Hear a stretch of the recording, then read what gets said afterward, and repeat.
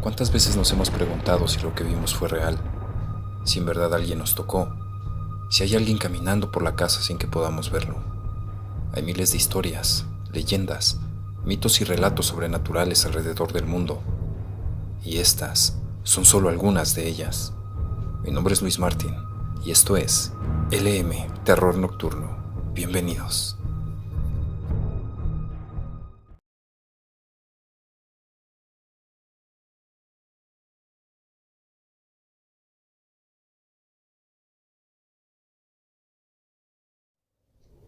Extraño ser en la casa. Relato enviado a través de mi página de Facebook. Tras 2 horas viajando en coche, llegamos al fin a la casona donde una semana antes habíamos decidido ir a pasar la noche, pero no precisamente durmiendo. Teníamos que registrar fotos de construcciones antiguas para un trabajo, y para nosotros, la más apropiada fue una casa de 3 pisos, completamente abandonada, ya desde hace mucho tiempo. Cuando la vimos por primera vez, sabíamos que era la casa indicada. Eran las 11 en punto de la noche. Nos bajamos del coche y dirigimos nuestra vista hacia el lugar donde estaba situada la casa. Estaba casi destruida, y notamos cómo la tenue luz anaranjada que desprendía el faro le daba un aspecto aterrador. Mi amigo Laim y yo llevamos las cámaras en las manos.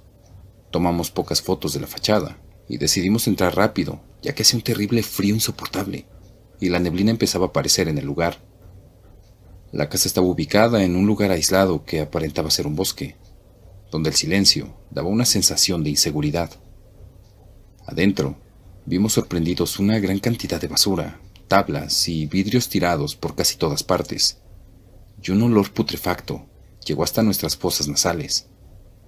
Tratamos de caminar con cuidado para no hacernos daño.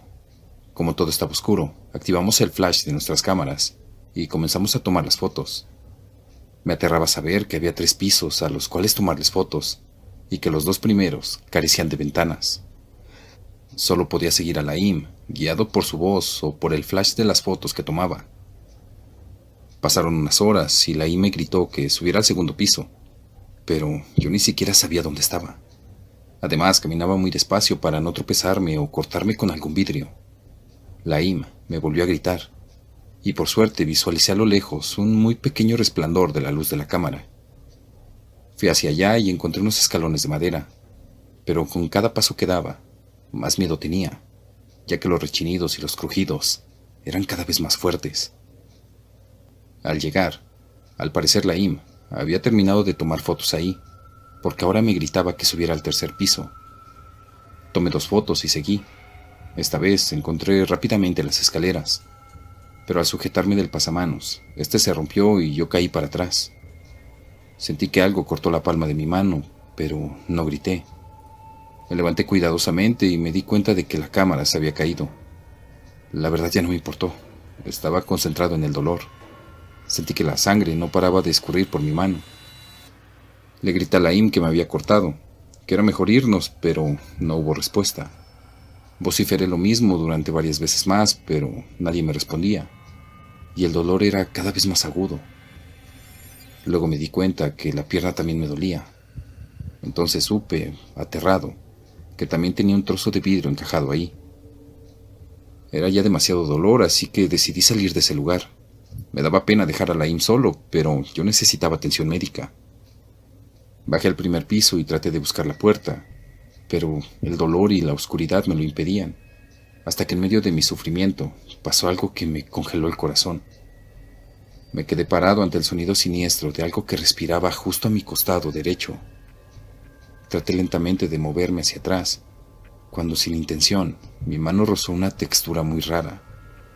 Lo primero que me vino a la mente fue que era algún tipo de pelaje, solo que parecía como si estuviera quemado.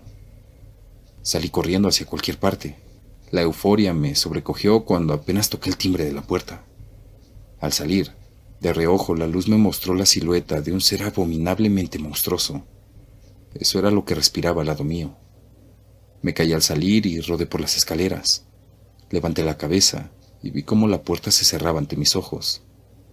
Enseguida corrí para buscar a alguien que me ayudase, pero una extraña sensación me hizo regresar la mirada a la casa. En la ventana de arriba estaba Laim. que de manera triste fijó su vista en mí, pero yo lo dejé así y salí corriendo. Esto pasó hace 2 años. Jamás encontraron a mi amigo y yo nunca encontré respuestas sobre el ser de esa casa. Tuve que pasar un tiempo en el hospital ya que mis heridas eran muy graves y eran más de las que yo pensaba. Pero hoy, 12 de enero de 1999, me he dispuesto a volver a entrar. Voy a encontrar a Laim, lo juro. La única diferencia es que esta vez me negaré ante mis instintos de salir corriendo.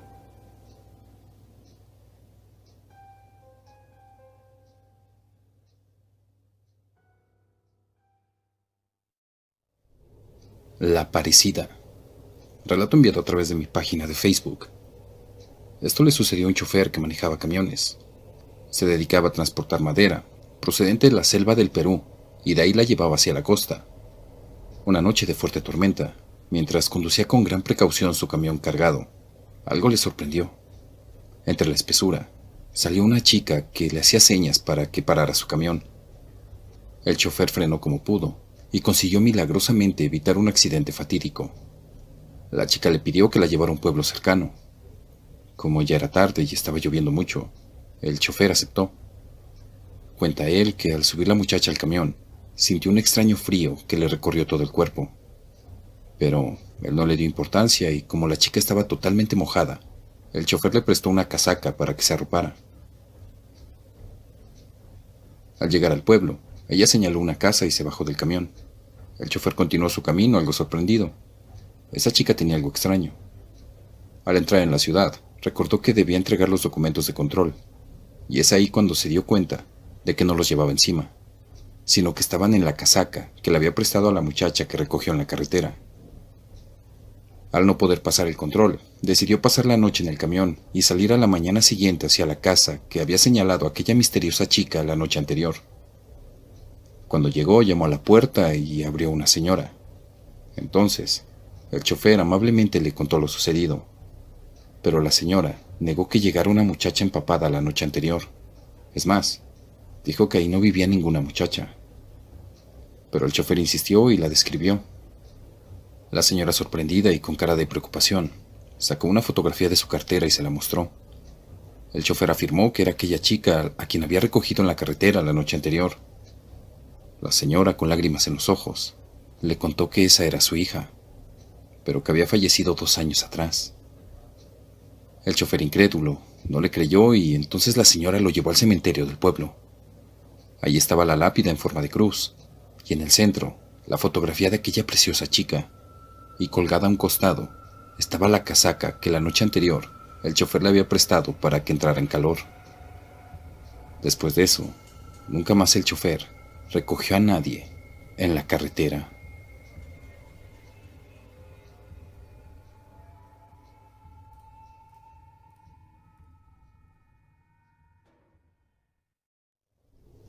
La difunta que fue a la iglesia. Relato enviado a través de mi página de Facebook. Créditos a quien corresponda. Cuentan que hace muchos años, en un pueblo cercano a la ciudad de Oaxaca, vivía una hermosa joven llamada Carmen, quien todas las tardes sin falta asistía a la iglesia. Tenía el hábito de pasar varias horas rezando frente al altar. Muchas veces, ya de noche, los monaguillos o el sacerdote tenían que pedirle que se retirara para poder cerrar. Sin decir una palabra, Carmen se retiraba. Al día siguiente ocurría casi lo mismo. Se dice que desde niña, Carmen quería consagrarse a Dios y que su mayor deseo era ser monja. Pero al fallecimiento de su madre, tuvo que quedarse al cuidado de don Bartolo, su padre. Don Bartolo era un hombre estricto y tenía gusto por el alcohol. Al quedar viudo, se tiró por completo al vicio. Vendió propiedades, ganado y toda clase de pertenencias. Gastó todo su dinero en parrandas y mujeres. Luego, se vio obligado a pedir prestado. El papá de Carmen adquirió una cuantiosa deuda con don Severiano, un viejo rico hacendado, a quien todos en el pueblo temían por abusivo y violento. El hacendado era viudo y se decía incluso que él había terminado con la vida de sus anteriores esposas por estar enfermo de celos y de haberlas acusado de engañarlo con otro. Pasó el tiempo y como don Bartolo no pudo saldar su deuda con don Severiano, le ofreció como moneda de cambio a la hermosa y virginal Carmen, de apenas 16 años de edad. Obligada por su padre, Carmen fue condenada a vivir una vida miserable al lado del rico hacendado, quien en lugar de cuidarla y protegerla, la maltrataba, la golpeaba y la humillaba a su mayor antojo y placer. Carmen tenía prohibido hablar con hombres.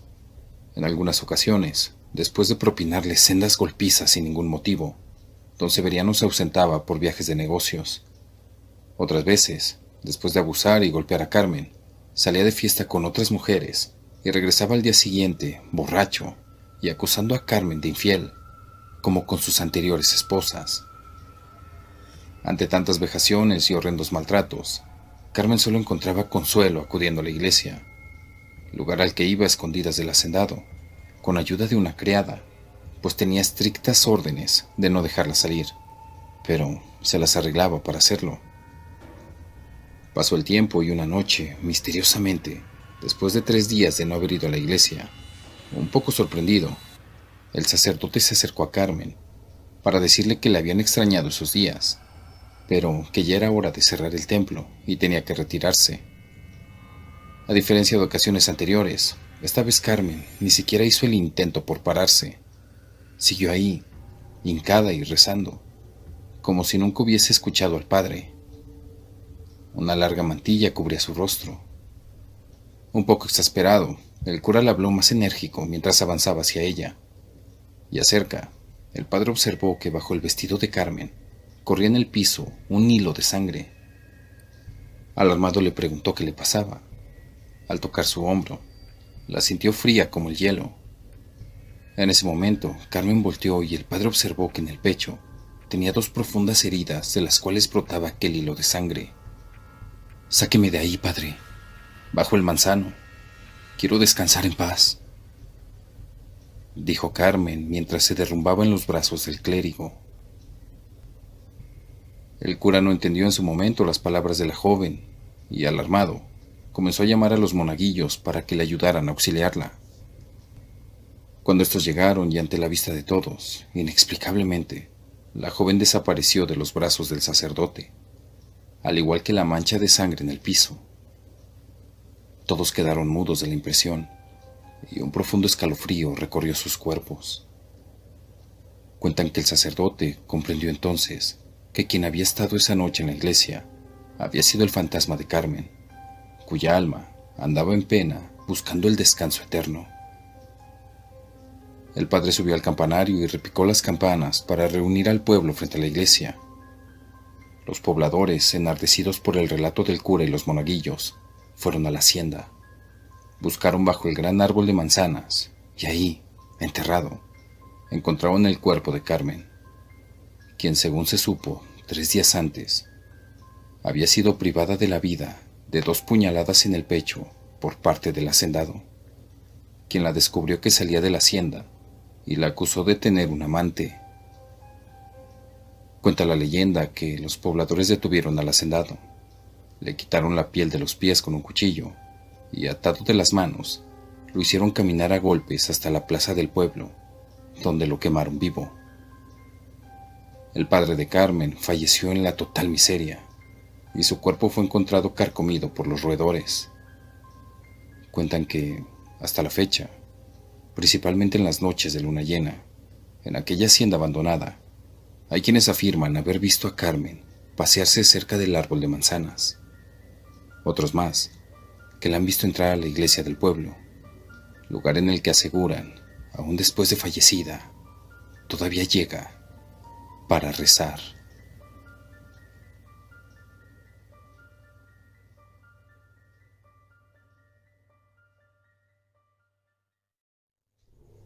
Me salí de mi cuerpo. Relato enviado a través de mi página de Facebook. Todo el mundo ha estado absolutamente solo alguna vez en su vida. Puede ser en su casa o en su sitio de estudios o donde sea. El punto es que a todo el mundo le ha tocado, pero ¿alguna vez han estado absolutamente solos en la noche? En un lugar donde el ruido prácticamente no existe, donde el silencio es tan denso como la oscuridad misma de una noche nublada. Si es así, me comprenderán. Si no, aquí les va una experiencia única, una experiencia que nunca olvidaré. Recuerdo que estaba cursando el 8º grado de mi secundaria, cuando aquellas vacaciones llegaron. Todo parecía normal. Me quedaría de nuevo en casa sin hacer nada, como de costumbre. Pero no. Un amigo de mi padre, muy allegado a la familia, me invitó a su rancho, donde solo vivía él y su única hija, llamada Milena. Al no tener nada más que hacer y sabiendo que estas vacaciones iban a ser igual de aburridas que las anteriores, decidí ir. Como dicen por aquí, lo hice a ojo cerrado. Todo fue muy grato. Un rancho pequeño, humilde, pero con un aura hogareño muy fuerte. Era realmente agradable estar ahí. El clima, el ambiente, todo. Al estar a 4 kilómetros de la vía más cercana, el lugar era muy tranquilo y silencioso, cosa que me alegró mucho. Llegué a los 2 días de que me lo habían propuesto. Ahí eran aproximadamente las 6 de la tarde. Llegué cansado, saludé a Milena y me fui a dormir. Al día siguiente todo fue un día muy normal, y en especial tranquilo. Ayudé a hacer algunos quehaceres de la casa. Fue un día agradable, y cuando cayó la noche, me fui a dormir temprano. Recuerdo que eran las 7:25. Estaba cansado. Las tareas de un rancho suelen ser muy físicas. Ahí fue donde todo se tiñó de magia. Recuerdo que dormía en un cuarto justo al frente de la cabaña. La ventana daba con el frente de la casa y un pastal. Aún así no se veía nada. Recosté mi cansada cabeza sobre una almohada hecha con plumas. Nunca lo olvidaré. Luego me preparé para dormir, pero no era capaz. Pensé al principio que era el cansancio, pero no. Mientras pasaba cada segundo era más raro. Sentía que mi cabeza dejaba de pensar. El cansancio se fue como la brisa se lleva los dientes de león. Abrí mis ojos, pero era inútil. La oscuridad era absoluta. Los volví a cerrar y me dejé llevar. Al no tener noción de nada, no les puedo decir cuánto tiempo fue. Pero luego de un tiempo, el silencio característico se rompió con un tenue ruido blanco. Un ruido que no significaba nada, pero a la vez significaba todo. Un ruido que se apoderó de mi mente y me dejó en blanco. Me dejó sin un solo pensamiento. El ruido tenue y blanco, luego de un tiempo tomó forma. Era algo angelical, algo hermoso, algo tranquilizador. Ahí, justo cuando el hermoso ruido empezó a sonar, en mi mente se empezó a construir una imagen. Al principio no tenía forma de nada. Hagan de cuenta una bola de plastilina, algo amorfo y sin color. Pero a medida de que el ruido nutría mi cabeza, esta forma se gestaba y se convertía en lo que claramente era un rostro. Un rostro que no conocía, pero que a la vez lo sentía muy familiar. Cuando el rostro se terminó de formar, me miró directamente a los ojos. O al menos eso sentí. Esa mirada te penetra el alma. Sientes como si te escaneara, como si fisgoneara por todo tu ser. Intenté hablar, pero ni siquiera sentía mi boca, ni siquiera sentía mi respirar. Me di por vencido. Dejé que el tiempo pasara y que este rostro me observara. Todo siguió igual hasta que esta hermosa melodía empezó a bajar su volumen. Allí el rostro parpadeó por primera vez y se fue diluyendo tal cual se había creado. Mientras la sinfonía de mi cabeza se iba, todos estos efectos también me abandonaban. Cuando todo retornó al ruido blanco, recuperé mis sentidos. Volví a respirar y a sentir el peso de mi cuerpo. Ahí desperté. Me levanté con fuerza de la cama y encendí la luz. Miré el reloj y el horror se apoderó de mí. Había pasado tan solo un minuto después de que me había acostado. Esta es mi experiencia. Con quienes hablé de ella me decían que era un sueño, a lo que yo les respondía, señalándolo del tiempo. Obviamente había soñado antes, ¿quién no lo ha hecho? Pero esto fue muy distinto. Era como un desdoblamiento, pero sin ir a ningún lugar. Luego de mucho pensarlo, llegué a la conclusión de que esto fue un encuentro entre mi yo físico y mi yo astral. Un encuentro donde mi lado astral por fin conoció mi lado físico, o al contrario, donde mi lado físico conoció al astral. Temí volver a dormir ahí. El resto de los días dormí en un camarote con Milena. Llámenme cobarde, no me importa, pero fue tan mágico esto, que fue suficiente con vivirlo solo una ocasión. ¿Y a ti? ¿Te ha pasado alguna vez?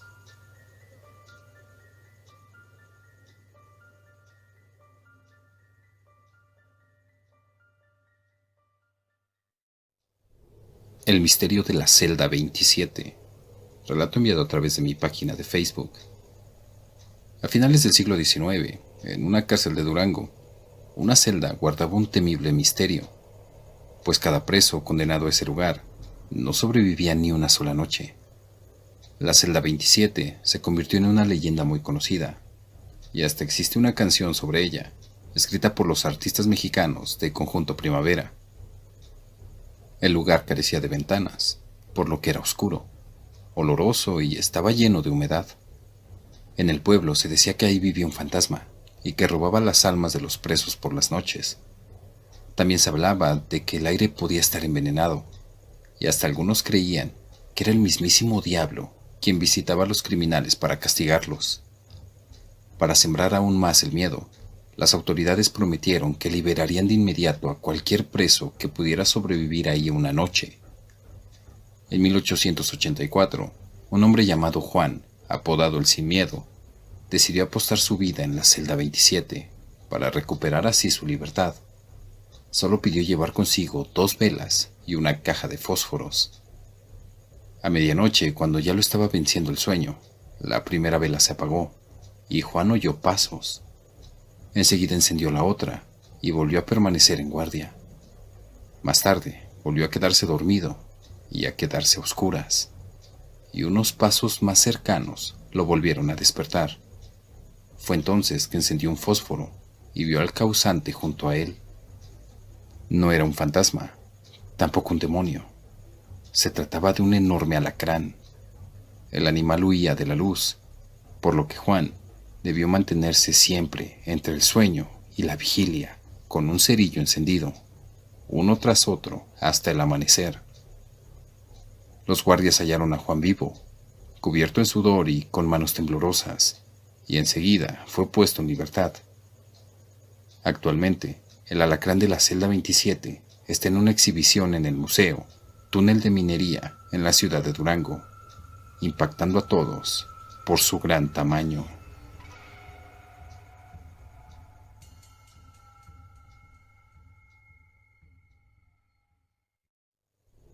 La muñeca que envejeció.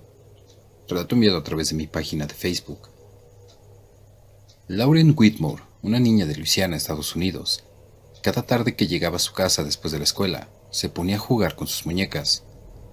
Después de cumplir 8 años, sus padres le regalaron una hermosa muñeca que habían hecho con sus mismas características. Tenía unos ojos enormes color azul, cabello castaño y mejillas rosadas. Cuando abrió el regalo, prácticamente se enamoró de ella, pero nunca imaginó lo que pasaría unos años después. Cuando la niña entró a la secundaria, sus intereses cambiaron. Remodeló su cuarto y entre las cosas que fueron a dar al ático, se encontraba aquella muñeca que con tanto amor le habían regalado sus padres, la que había sido su mejor aliada por mucho tiempo. Al cumplir los 23 años, la joven se preparaba para irse a vivir con su novio. Llevaba días empacando las cosas que se iba a llevar y decidió dar un vistazo al ático. Con mucha emoción vio fotografías de cuando estaba en la primaria, con sus vecinas, del perrito que hace poco había fallecido y su caja de juguetes. Al abrirla, vio algo que la dejó en shock y que la hizo gritar demasiado.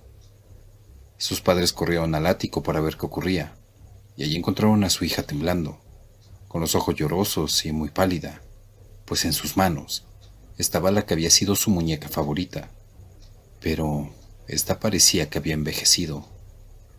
Sus ojos se miraban fríos, su rostro estaba muy arrugado, el cabello se le había caído, y sus manos y pies estaban casi en los huesos.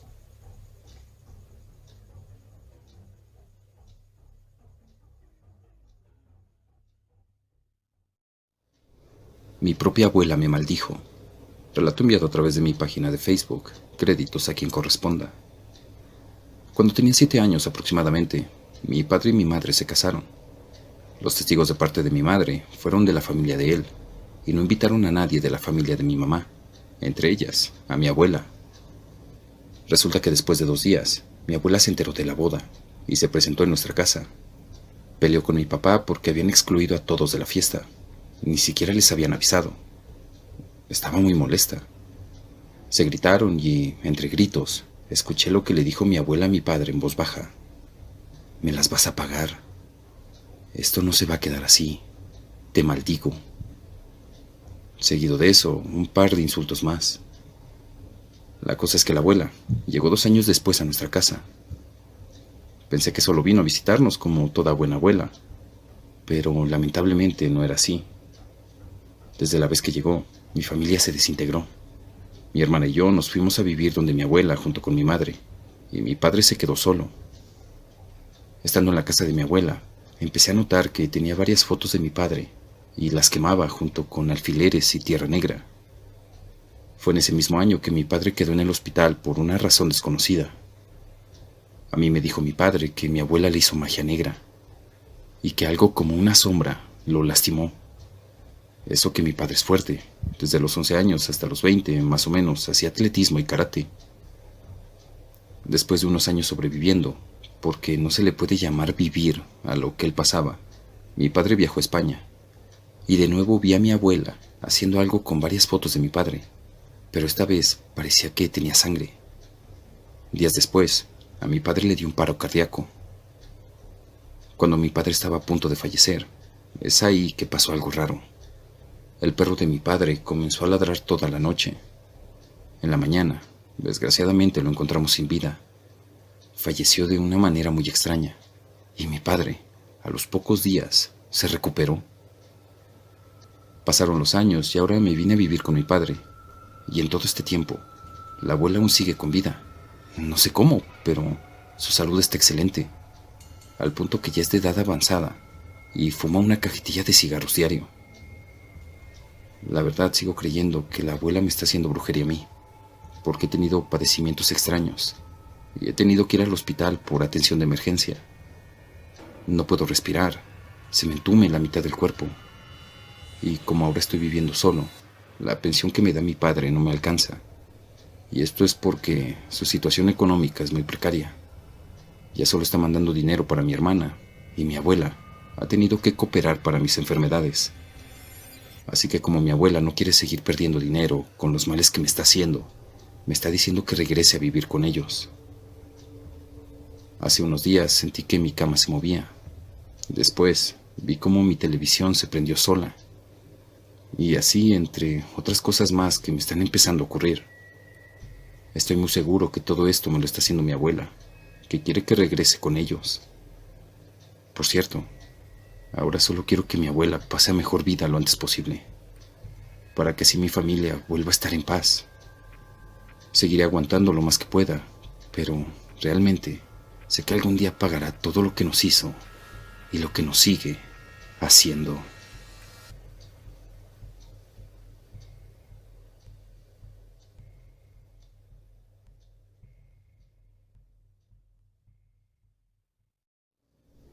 Mis peores pesadillas. Relato enviado a través de mi página de Facebook. Después de un largo día de trabajo, Miriam se preparaba para relajarse leyendo un libro bajo la luz de la lamparita de noche. Miriam estaba muy concentrada en su lectura, hasta que sintió que alguien la miraba. Era su hijo pequeño, Felipe. Miriam estaba preocupada por el comportamiento de Felipe. Tenía apenas 5 años y no lograba que todavía durmiera solo, ni tampoco que no tuviera amigos de su edad. Felipe se despertaba todas las noches y se iba a la habitación de su madre, llorando y temblando porque no quería estar solo en su habitación. Miriam ya tenía que tomar cartas en el asunto porque aquella situación ya le preocupaba. Fue a consultarlo a un psicólogo, amigo suyo llamado Pedro. Pedro le dijo que pasara ella y su hijo Felipe por la consulta. Aquella misma tarde, fueron a la consulta de Pedro. Este le dijo que le dejara un momento a solas con Felipe. Miriam esperó afuera con impaciencia. El tiempo se le hizo eterno.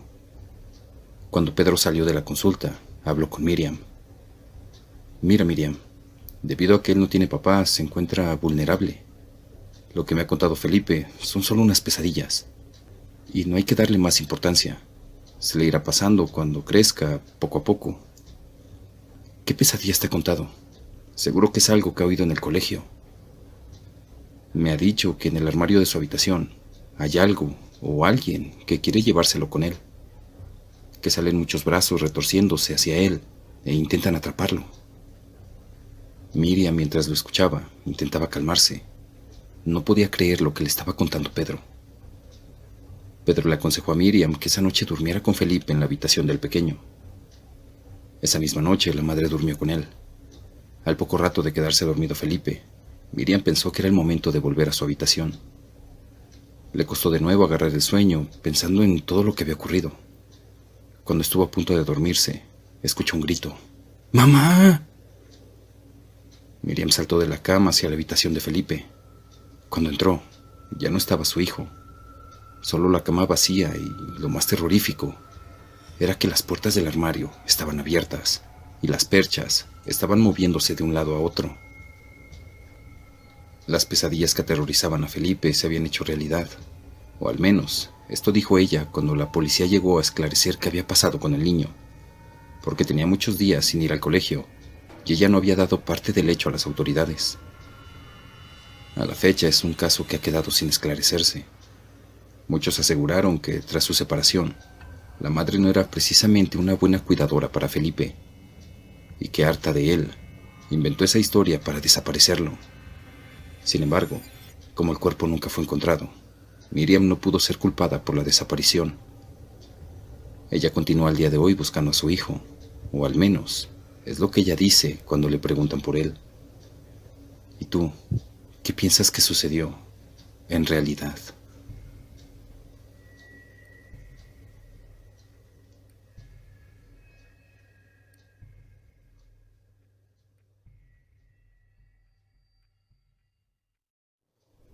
El puente del arco iris.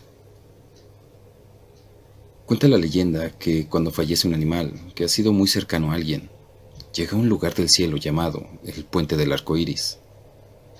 Dice la leyenda que del otro lado del puente se encuentran prados y colinas para correr y jugar.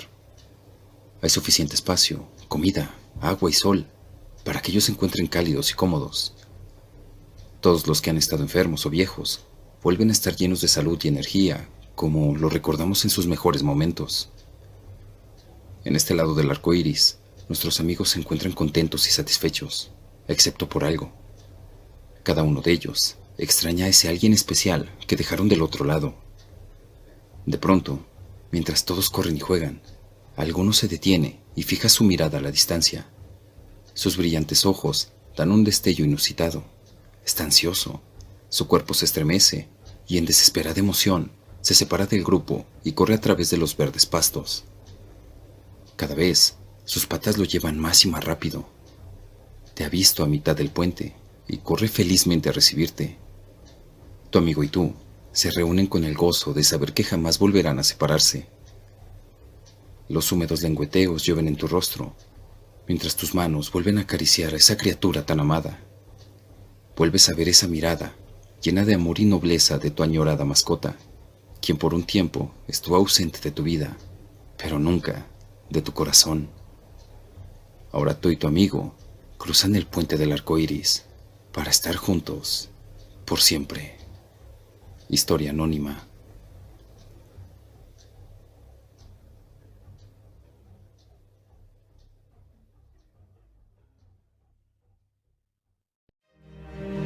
Si te ha sucedido algo paranormal, conoces alguna historia o relato que quieras compartir, envíalo al correo que aparece en pantalla, aportesterrornocturno@gmail.com.